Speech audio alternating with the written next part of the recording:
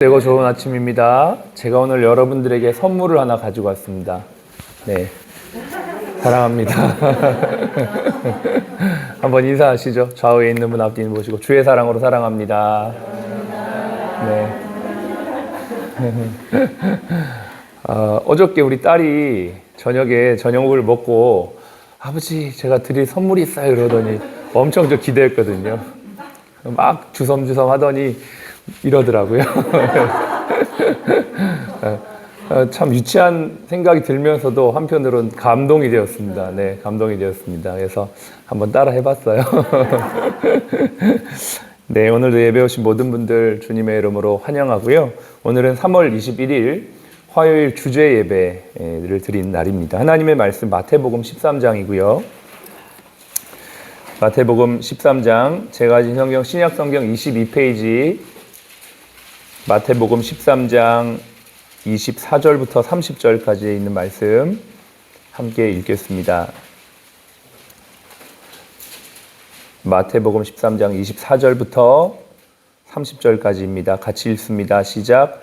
예수께서 그들 앞에 또 비유를 들어 이르시되 천국은 좋은 씨를 제밭에 뿌린 사람과 같으니 사람들이 잘 때에 그 원수가 와서 곡식 가운데 가라지를 덧뿌리고 갔더니 싹이 나고 결실할 때에 가라지도 보이거늘 집주인의 종들이 와서 말하되 주여 밭에 좋은 씨를 뿌리지 아니하였나이까?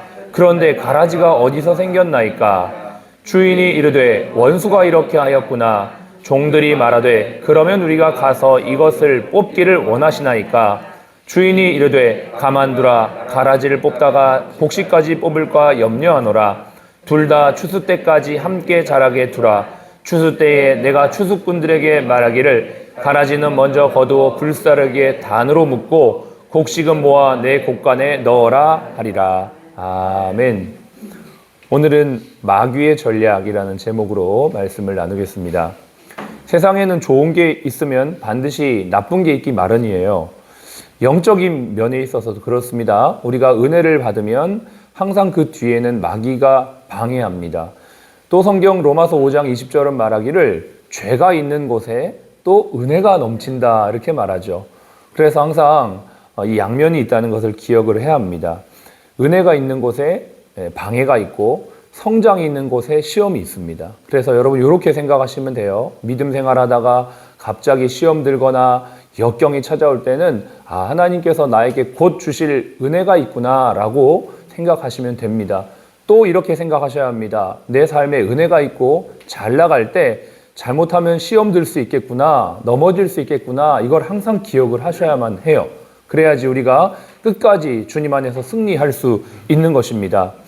예수 믿는 사람들이 실족하고 시험 들 때 마귀가 좋아하죠. 반대로 하나님의 나라가 세워지고 영혼이 구원받는 곳에는 마귀가 득세합니다.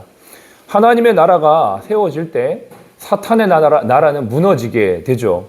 느헤미야 22장 10절에 보니까 호론 사람 산발락과 종이었던 암몬 사람 도비아가 이스라엘 자손을 흥왕하게 하려는 사람이 왔다함을 듣고 심히 근심하더라 이렇게 표현하고 있어요. 여기에 보면은 호론 사람 산발락 도비아 이런 사람들은 하나님의 나라가 세워지는 거 원하지 않는 자들입니다. 그런데 어떤 사람이 왔습니까? 느헤미야라고 하는 하나님의 나라를 세우는 사람이 등장하자 그들은 어떻게 해요? 심히 근심하는 거죠. 이것은 그냥 사람 이야기인 것처럼 보이지만 영적인 이야기이기도 합니다. 우리가 하나님의 사람이 되어 이 땅에서 주님의 나라를 세울 때 마귀가 싫어하지만 또 한편으로는 이 성경의 말씀대로 심히 근심하고 있다라는 거죠. 저와 여러분들이 마귀를 두려워할 자가 되지 말고 마귀가 두려워하는 자가 되길 바랍니다. 네, 마귀를 두려워하지 말고 마귀가 두려워하는 자가 되시길 바랍니다. 오늘 본문은요, 마귀의 전략을 잘 보여주고 있습니다. 여러분 전략을 알고 싸워야지 승리할 수 있어요. 잠언 24장 5절에도 너는 전략으로 싸우라. 승리에는 지략이 많음에 있음이라 이렇게 말합니다. 마귀의 전략. 우리 눈에 보이지 않지만 우리의 싸움의 대상이요, 우리의 주적이 바로 마귀입니다. 사람하고 싸우면 안 됩니다. 사람 앞에서 혈기 부리면 안 돼요. 어떤 문제 앞에서 우리는 그 문제 이면에 있는 것들을 볼 수 있는 영적인 눈이 있어야만 합니다. 이 영적인 눈을 달라고 이 아침에 예배 때마다 기도하시길 바랍니다. 예배 와서 그냥 예배 드리고 그냥 하루 시작하지 마시고요. 하나님 오늘도 저에게 영적인 눈을 열어서 보게 하여 주시옵소서. 내 눈을 들어 주의 법에 기이한 것을 보게 하소서. 네. 오늘 비유는 사탄이 하는 일을 잘 알려주고 있습니다. 그는 하나님의 나라를 방해하기 위해 무엇을 심냐면 가라지를 심습니다. 언제 심습니까? 잘 때 심습니다. 성경에 보니까요, 25절에 사람들이 잘 때에 이렇게 돼 있어요. 여기서 말하는 잔다는 것은 물리적으로 육신적으로 잔다는 것도 말하지만 영적인 무지함을 의미하기도 합니다. 여러분, 우리가 그래서 육신의 잠을 잘 때조차도 우리의 영은 하나님과 연합하여 있어야 돼요. 잠들기 전에 그냥 주무시지 마시기 바랍니다. 항상 잠자리에 들기 전에 하나님 잠 속에서도 꿈 속에서도 주님 만나주시고 성령으로 인도해 주십시오라고 기도하고 자면 잠 속에서도 깊이 잡니다. 꿈도 잘 안 꿉니다. 마귀가 방해할 수 없도록 성령님 지켜주십시오. 우리 자녀들에게 자기 전에 항상 기도해 주시는 부모님들이 되길 바랍니다. 하나님, 이 밤에 우리 자녀들을 보호하여 주십시오. 주의 보혈로 덮어주시고 악한 것들이 저들 가운데 역사하지 못하도록 방해하지 못하도록 막아주십시오. 이렇게 기도해야 합니다. 잘 때 역사하는 것이죠. 그래서 어떻게 합니까? 가라지를 심습니다. 여기에서 말하는 이 가라지는 1차적으로 거짓 선지자를 말합니다. 이 하나님의 교회, 하나님의 나라에 거짓 선지자, 가짜를 심어가지고 그 진짜 성도들을 시험 들게 하는 것이죠. 요즘에 한참 이슈가 되는 게 무엇입니까? JMS 사태입니다. 이것들을 보면서 우리가 얼마나 많은 사람들이 미혹되어 있는지를 보게 됩니다. 고린도후서 11장에서는 바울이 이렇게 말합니다.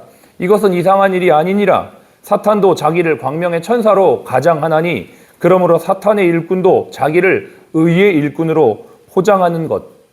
의의 일꾼. 여기서 말하는 의의 일꾼은 목회자 내진 지도자를 말하거든요.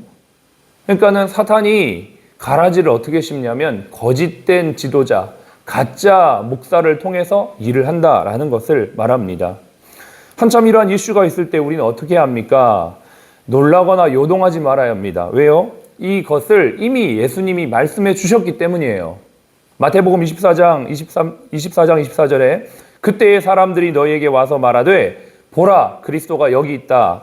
혹은 저기 있다 하여도 믿지 말라. 거짓 그리스도와 거짓 선지자들이 큰 표적과 기사를 보여 할 수만 있으면 믿는 자, 택한 자들도 미혹하게 하리라 했어요. 그러니까 여러분, 이러한 일들이 일어날 때 어떻게 저럴 수 있어? 이렇게 생각하지 마시고요.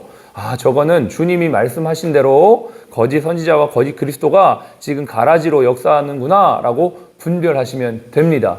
두 번째 가라지가 무엇입니까? 큰 표적과 기사를 통해서 하나님이 여기 있다, 내가 하나님이다 이렇게 말하는 것들을 조심하셔야 된다는 거예요. 제가 얼마 전에 꽤 오래 전에도 그런 얘기를 들었는데 유튜브에서 어떤 영상을 봤다면서 박혁이라고 하는 그 영상을 보여주는 겁니다. 아마 여러분 중에서 혹시 보신 분이 계신지 모르겠습니다. 제가 그 영상을 보면서 꽤 좀 놀랐어요. 대단한 어떤 역사들이 일어나더라고요. 근데 꽤 오랫동안 그 영상을 보면서 조금 조심은 해야겠다라는 생각을 했습니다. 왜요? 그가 한 어떤 표적과 기사가 마치 전적인 하나님의 능력과 역사인 것처럼 보여지기 때문입니다. 여러분 혹시 제 설교를 들으면서 나도 그거 봤는데 나는 좀 나도 그거 보면서 은혜 받았는데 이런 분이 있을지는 모르지만요. 예수님이 말씀하신 것을 여러분 잘 기억하셔야 돼요. 마태복음 16장 4절에 예수님이 뭐라고 말씀하셨냐면 악하고 음란한 세대가 표적을 구하나 요나의 표적밖에는 내가 보여줄 표적이 없느니라 이렇게 말씀하십니다. 여러분, 표적과 기사가 중요하죠. 그러나 우리가 표적과 기사를 통해서만 하나님의 살아계심을 경험하는 것은 아닙니다.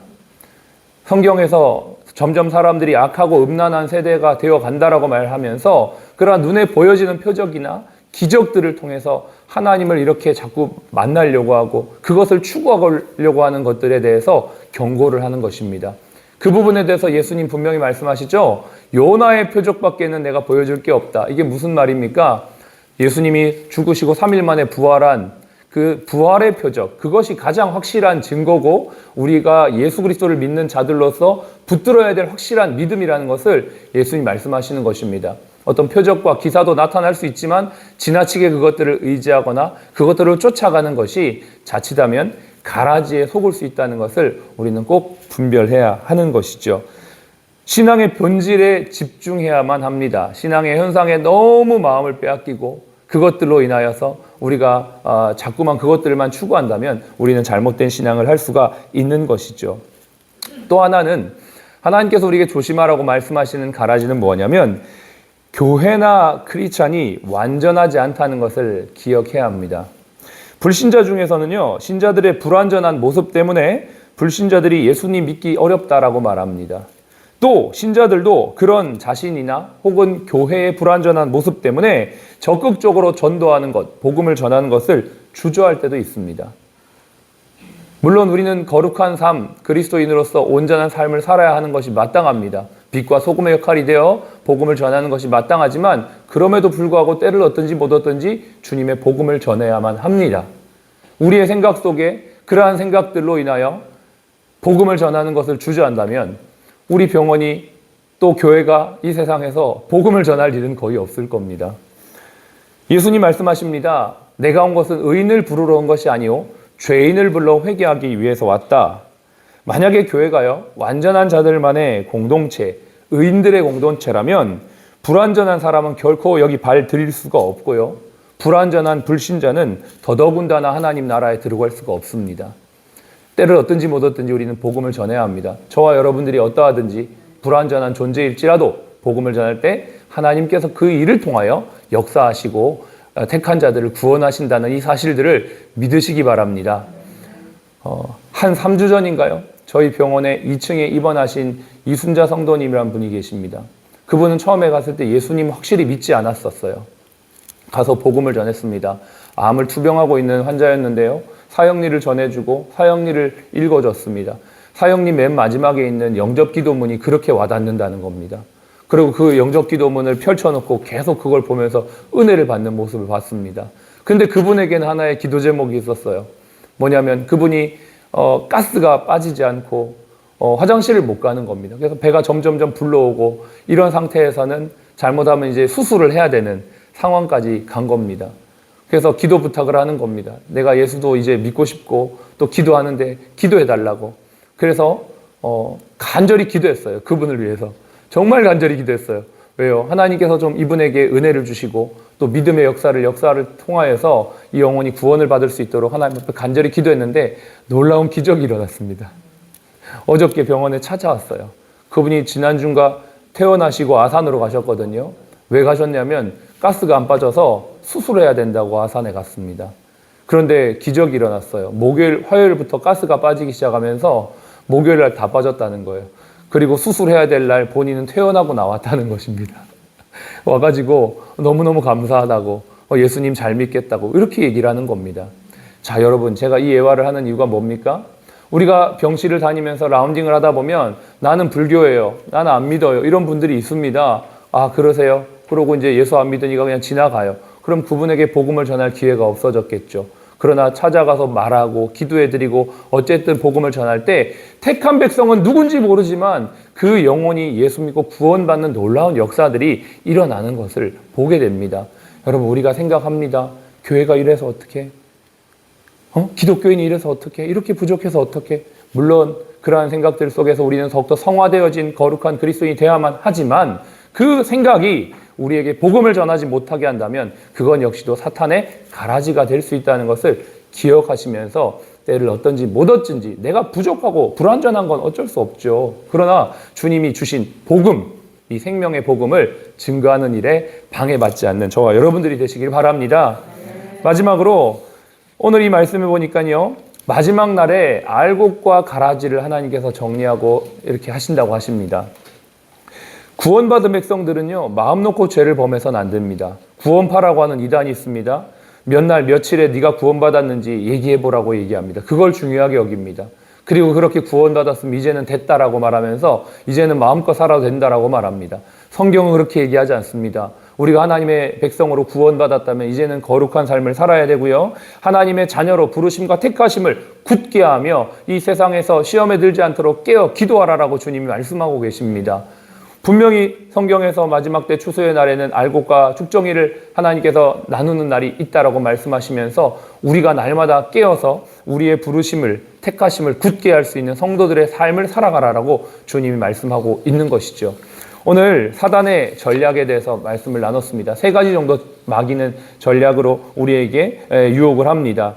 가짜 신자, 가짜 지도자, 가짜 평화, 가짜 기쁨, 가짜 만족, 가짜 평안, 이런 것들로 우리의 마음을 자꾸 미혹할 때 여러분 거부하시기 바랍니다. 우리의 마음 가운데 계속 정죄감이나 무력함이나 여러 가지 부끄러움이나 이런 것들을 심어줄 때 받지 마시고 거부하시기 바랍니다. 하나님의 말씀 앞에 서서 예수 그리스도의 부활을 증거하며 때를 어떤지 못 어떤지 복음을 증거하여서 하나님의 부르심과 택하심을 굳게 하는 오늘 이 하루 복된 하루가 되시기를 주님 여러분 축복합니다. 기도하겠습니다. 하나님, 우리가 깨어서 오늘도 마귀의 영적 전쟁에서 승리하게 하여 주시옵소서. 마귀의 전략을 분별하여 하나님의 백성으로 열매 맺는 오늘의 하루의 삶이 될 수 있도록 인도하여 주시옵소서. 기도하겠습니다. 할렐루야. 살아계신 아버지 하나님, 은혜와 사랑을 감사를 드립니다. 오늘도 우리에게 허락하신 이 귀하고 복된 하루를 통하여서 성령의 충만함을 덧입게 하시고 마귀의 아버지 하나님 전략에 속지 않는 저희들이 될 수 있도록 도와주시옵소서. 하나님 아버지, 오늘도 우리 병원을 통하여서 영혼을 구원하고 치료하는 이 놀라운 사역들을 감당하는 저희가 되기를 원합니다. 사랑하는 성도들의 마음과 심령 속에 심는 모든 아버지 하나님, 아버지 가라지들을 주님의 이름으로 아버지 물리쳐내게 하여 주시고, 하나님 아버지, 우리 끝까지 주님의 나라 가는 그날까지 택하심 부르심을 굳게 하여 하나님 아버지 성령의 충만함으로 승리하는 저희 모두가 되게 하여 주시옵소서. 아버지 하나님, 지나친 표적과 기사의 마음에 현혹이 되지 않게 하여 주시고, 하나님 앞에 깨어 기도하며 승리하는 저희 모두가 될 때에 주님 앞에 영광 돌리며 오늘 이 하루도 승리하는 우리 모두가 될 줄로 믿습니다. 오늘도 함께 하여 주옵소서. 감사합니다. 지금은 우리의 생명이요 부활이신 예수 그리스도의 은혜와 아버지 하나님의 극진하신 사랑하심과 성령님의 내주교통 충만 인도하심이 오늘 마귀의 전략을 분별하며 승리하기를 원하는 우리 모든 사랑 플러스 가족 머리 위에, 모든 환우분들 머리 위에 지금부터 영원까지 함께 하시기를 예수님의 이름으로 축복하며 기도합니다. 아멘. 감사합니다. 하나님 감사합니다. 예, 우리 오늘도 힘차게 구호하고 시작하겠습니다. 제가 이기자 이렇게 하면 여러분 영적 전쟁 이렇게 하시고요. 분별하자 이러면 마귀 전략 이렇게 하시면 됩니다. 이기자 영적 전쟁, 분별하자 마귀 전략. 네, 구호하겠습니다. 이기자 영적 전쟁, 분별하자 마귀 전략. 네. 네.